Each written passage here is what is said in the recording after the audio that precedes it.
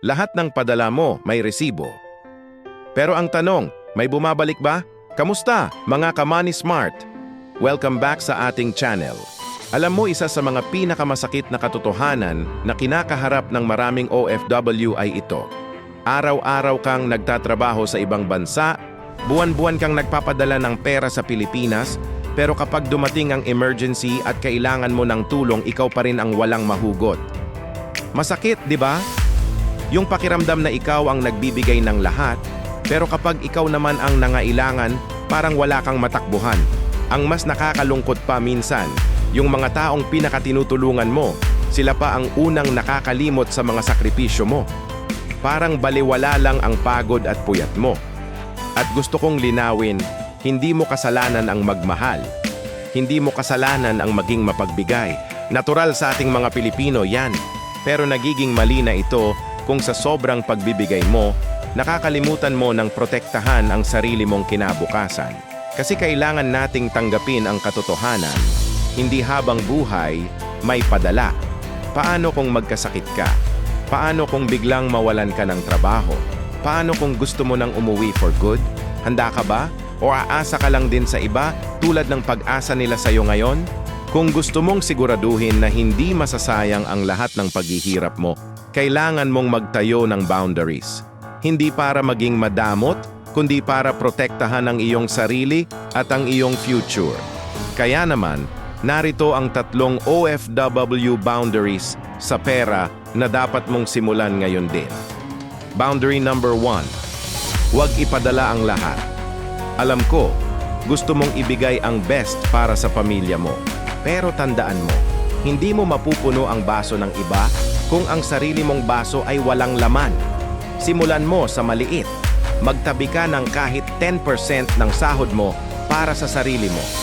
Ituring mo itong self-love fund or future fund. Hindi ito pagiging makasarili. Ito ay pagiging responsable. Dahil kapag may sarili kang ipon, mas magiging handa ka sa anumang hamon ng buhay at mas makakatulong ka pa sa kanila nang hindi nauubos ang sarili mo. Pangalawa, magpadala ka ng plano, hindi lang ng pera. Ito ang isa sa pinakamalaking pagkakamali ng marami. Padala lang ng padala, walang tanong-tanong. Pero from now on, subukan mong baguhin ang approach. Sa tuwing magpapadala ka, tanungin mo ang sarili mo at ang pamilya mo. Saan mapupunta itong perang ito? O may malinaw ba tayong budget o plano para dito? O pang-ubos at panggastos lang ba ulit ito hanggang sa susunod na padala? Kapag may plano, mas nagiging intentional ang paggastos. Mas naiintindihan ng pamilya mo sa Pilipinas ang halaga ng bawat pisong pinaghirapan mo. Pwedeng pag-usapan ninyo, okay, itong padala ko this month para sa tuition fee at groceries. Yung susunod, pag-ipunan natin para sa repair ng bahay. Sa ganitong paraan, hindi lang pera ang pinapadala mo, kundi financial discipline at teamwork. At ang pangatlo, at pinaka-importante sa lahat, mag-invest ka sa isang bagay na may bumabalik. Ang perang pinapadala mo, madalas, one-way ticket lang yan, nagagastos at nawawala. Pero kung ilalagay mo ang bahagi ng pera mo sa isang bagay na may potential na kumita, nagkakaroon ka ng return ticket. Ano ang mga ito? Pwedeng mag-invest ka sa isang maliit na negosyo. Pwede kang mag-aral para magkaroon ng bagong skills na magpapataas ng sahod mo. O kahit yung pinakasimple, magtayo ka ng sarili mong emergency fund na hindi mo gagalawin maliban kung talagang kailangang-kailangan. Ulitin ko, hindi selfish yan. Ang tunay na pagmamahal ay hindi lang basta pagbibigay. Ito ay ang kakayahang magbigay habang marunong ka ring magtira para sa sarili mo.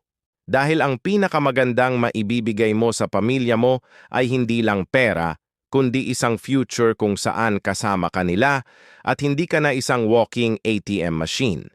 Tandaan, ang pagtatayo ng boundaries ay hindi para itulak sila palayo, kundi para hilahin ang sarili mo paakyat.